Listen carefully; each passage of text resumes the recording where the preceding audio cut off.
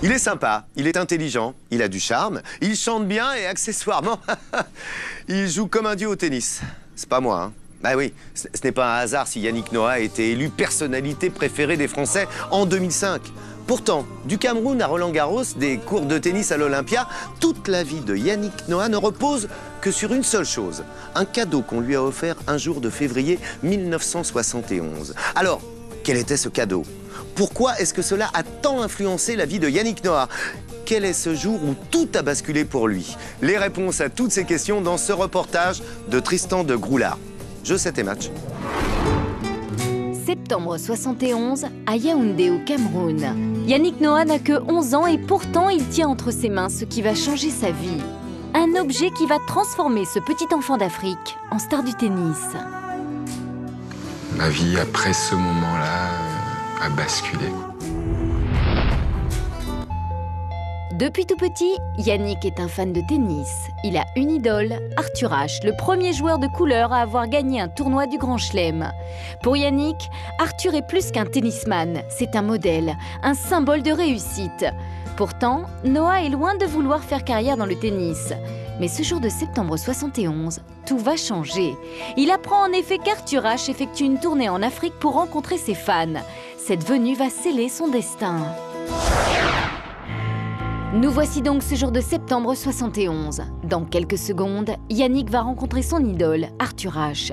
Sauf qu'en arrivant problème, Yannick n'est pas tout seul. Je suis arrivé devant lui,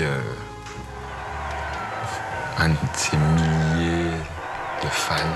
Mais Yannick ne se dégonfle pas. Il pousse tout le monde, s'approche de la star et là tout bascule. Je dis, est-ce que je peux avoir un autographe, s'il vous plaît ? Il m'a donné sa raquette. C'est le plus beau cadeau qu'on m'ait jamais fait de ma vie. Sans aucune raison, le champion de tennis a offert sa raquette au petit Yannick. Et même mieux, il lui propose de jouer avec lui pendant quelques minutes. Yannick n'en revient pas. Le lendemain matin, ils repartaient, ils étaient en tournée. Ils avaient un avion à 8h30. C'était un dimanche. Et à 6h, j'ai pas dormi de la nuit. J'ai dormi avec la raquette qu'il m'avait filée la veille. J'ai réveillé papa. Je dis, papa, est-ce que tu peux, s'il te plaît, m'amener à l'aéroport ? Parce que j'ai un poster que j'ai pas fait signer par Arthur. C'était mon dieu, quoi. C'était mon héros, quoi. Il m'a vu débarquer, il m'a fait « Encore toi !» Il m'a marqué sur le poster « To Yannick, I hope I'll see you in Wimbledon. » Pour Yannick, j'espère que je te verrai à Wimbledon. Surmotivé par cette rencontre, Yannick Noah a un déclic. Sa vie, c'est le tennis. Il s'entraîne alors jour et nuit. Et 3 ans plus tard, repéré par la Fédération française de tennis, il quitte sa famille et l'Afrique pour venir s'entraîner en France. Adieu Yaoundé, direction Nice. Mais là-bas, Noah est seul. L'autre jour, je suis allé voir à l'internat, on avait écrit des trucs sur le balcon et il restait toujours des inscriptions. Ici, on souffert, Pierrot le fou, Bamboula, parce qu'on m'appelait Bamboula. Racisme, solitude. À Nice, Yannick souffre. Du coup, il comble sa solitude en s'entraînant 2 fois plus. Et chose incroyable, Arthur Ashe tient sa promesse. Il l'invite à jouer avec lui à Wimbledon. Yannick n'a que 17 ans.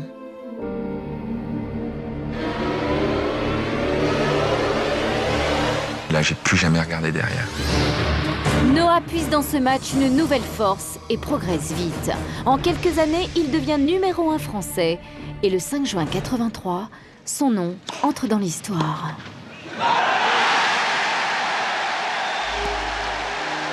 À 23 ans, Yannick remporte Roland-Garros, l'un des tournois les plus importants au monde.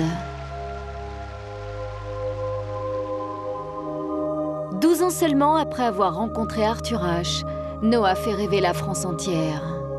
Aujourd'hui encore, cette victoire reste gravée dans le cœur des Français. En 2005, ils l'ont même élu personnalité préférée des Français.